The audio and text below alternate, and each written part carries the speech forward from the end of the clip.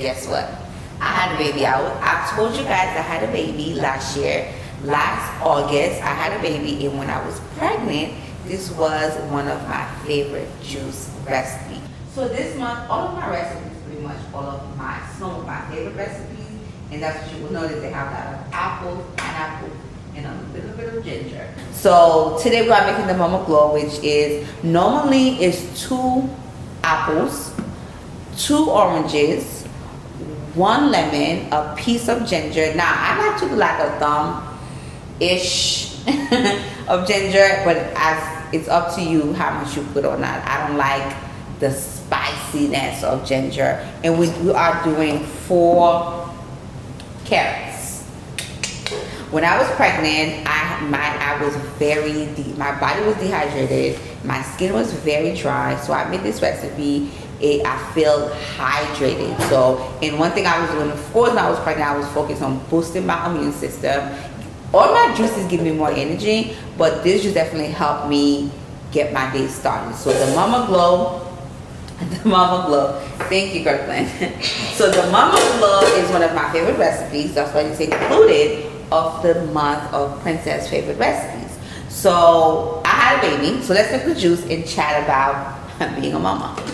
So I had a baby in August, and life has not been the same, and life will never be the same, right? So what I will share is 1, my birth story, 2, what it's like just day-to-day life with my baby. So there you go. So I found that I was pregnant in December 17th to be exact. And of course I started my prenatal care. And the first thing I talked to my doctor about was that let's go back. Actually in 2022, I wanted to freeze my eggs, right? So it's a crazy story. In 2022 I wanted to freeze my eggs, and I did it. Long story, I did it. Then in September of 2022, I met my husband. We met and fell in love and got pregnant, got married, and have a baby. That is a short story. But anyway, so I kick off my pregnancy journey in December, January. I started my prenatal care, and my pregnancy was pretty amazing. If you on my social media platforms, you notice I was traveling, I was drinking my juices. My doctors actually told me I didn't have any morning sickness. My pregnancy was pretty healthy. I didn't have any issues. I had a quick bleeding incident, early into my pregnancy. I think it was in March actually. And after that, I was fine. I was traveling. My doctor told me I'm good. Keep juicing, and I was having juices. I was having green juices, these type of juices. So I was pretty healthy. I wasn't throwing up. I didn't have morning sickness. And I'm going to have to credit ginger for my amazing pregnancy, right? So my pregnancy was good. So August 11th, I had my baby shower. July 10th, July 9th. I had my by the way, removing the seeds of the pineapple, the apples is optional. You can use them, you can remove them, you can keep them in, it really doesn't really matter.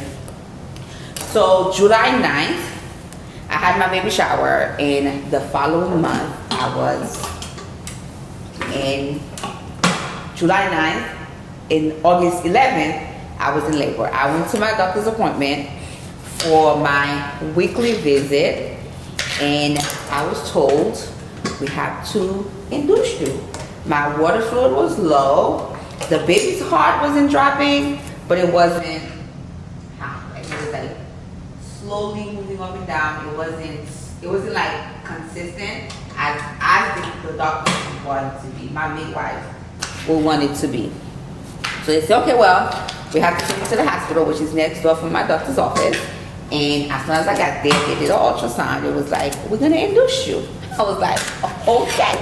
My husband and I, we looked at each other. We was like, well, this is it.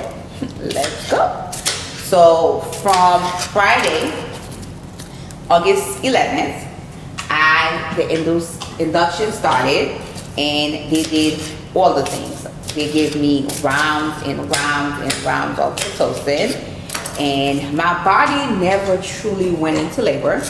These people practically forced my body into labor. So from Friday, they did all the induction things you can think of, and until they decided, okay, well, you are stuck at 3 or 4 centimeters. I'm stuck at 4 centimeters, and we are 3 days later. Fast forward, we're not having this story super long. So we are now, Friday, they started, Saturday all day, they working on inducing me, doing all the things. And then Sunday, I finally decided to do the epidural, right? So now mind you, this whole time, they're pushing up Pitocin, and I was unmedicated, like on nothing. They might have given me what? Nothing, right? I had nothing. Unmedicated. So these people, the doctors, the nurses, they just doing all the things, Pitocin, unmedicated, and I'm just going through it. The contractions are coming in. I'm stressed. I'm going through it, right? And then after they tried everything, I was still stuck at 4 centimeters 3 days later. So the doctor, I decided, you know what, this is really hard. My body's not going into labor. It's very, very painful. I just agreed to do the epidural. So after giving the epidural, I went to sleep. I slept for about 6 hours, and the doctor had already told me, hey, you're going to take a nap, rest, and when you wake up, you have to make decisions. You're gonna have to make some hard decisions. So I bust out crying, and I was like, mind you, I was like, I know what that means. It means a C-section, and I did not want to. I wanted to have my baby. I wanted to have a vaginal birth, right? So I ended up took a nap. When I woke up, we prayed, and I went into labor, and I went into C-section. And then 30 minutes later, my baby was here, and I had my baby. And to say it was life-changing. The second after my baby, I was in love. She was the cutest little thing ever. It's a girl, duh. She was the cutest little thing ever, and I was just excited. And of course, right after you have a baby, the first thing you do is, of course, run with the baby. We did the golden hour, which is the first hour after the baby's born. You spend time with your baby. And then the nurses helped me start breastfeeding, right? So I started feeding my baby, but here's the thing, my baby never officially latched. So the lactation, normally I guess when someone have a baby, the lactation comes to see you. Well, my lactation never comes to see me, so of course my baby was never latching. So like I said, my baby was born 6.6 pounds, 6 pounds and 6 ounces. She was born 2 weeks early, and her bilirubin was high. So we had to make sure she was eating. She was drinking her milk, and we didn't know how much she was drinking because my milk was in, of course it was like, you know, that thick colostrum milk that was coming out first. So my lactation, because the lactation never seen me, till today, my baby never officially latched. So I went home from the hospital, and my milk eventually come in. But you guys, breastfeeding, the first 2 weeks, the first two to 4 weeks was very, very difficult. By the way, the juice is ready. The Mama Glow is ready. And the first 2 weeks, it was just really, really, really hard. And I did not know how far I was gonna make it into my breastfeeding journey. But guess what? My baby is officially, well, by the time you're watching this video, because I'm putting this out for Mother's Day, because it's Mother's Day this weekend, my baby will be 9 months. My baby will actually be 9 months. On the 13th, I'm putting this out May 12th, well, May 8th. The week before Mother's Day is May 12th. So my baby is officially 9 months.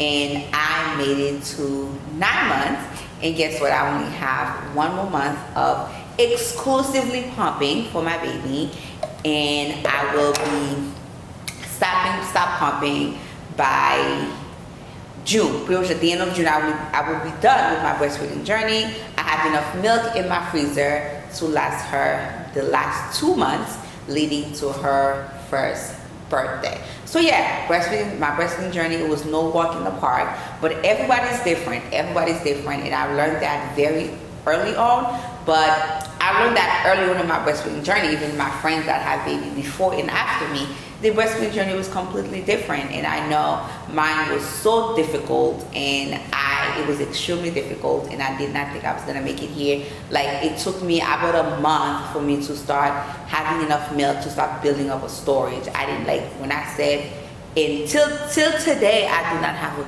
good pump. Like, the pump I'm using right now, I literally tape it up. But like I said, my baby is thriving, and now we are going to meet my baby, and she's gonna taste the mommy glow. My baby loves my juices. Before we get her, I'm gonna put some for her in her cocoa melon cup. My girl loves cocoa melon. We're gonna put a little bit for her so she can taste. Let's get my baby so you guys can meet her. Here's my baby. This is KB. Hi, KB. Say hi, booby. She is 9 months. Big girl, right? She is officially 9 months. Say hi, baby. What is like being a mommy? Listen, being a mom itself, you want to taste the juice? Look at her.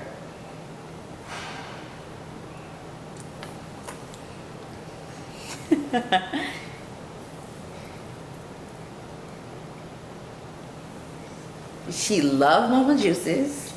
Look. Being a mom itself, that part is easy. Taking care of her, that part is easy. What's hard about being a mom or a parent is everything else around it, right? Like, it's like you have to give this little baby 24-hour care while still have to work.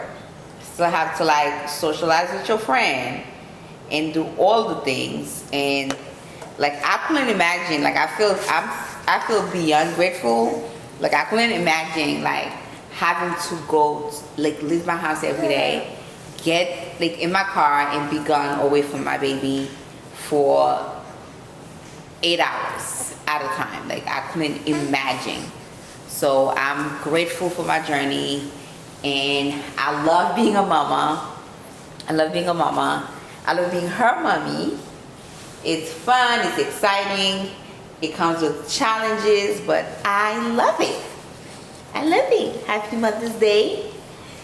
This is my first Mother's Day, so I'm super excited to celebrate my first Mother's Day with my cute, cute little baby. Say hi, booby. Say thank you for mommy. Thank you for watching mommy. Thank you for watching Juicing with Mommy. I'm like a baby talker. Like, I'm always like, hi, baby. I love you with so much juice. She loves mama juices. Look, she's ready.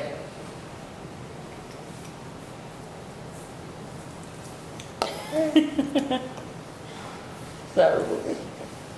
She loves mama juices. Okay. Say bye. Say thank you for watching Juicing with Priiincesss. See you soon. See you soon. Bye-bye. Bye-bye.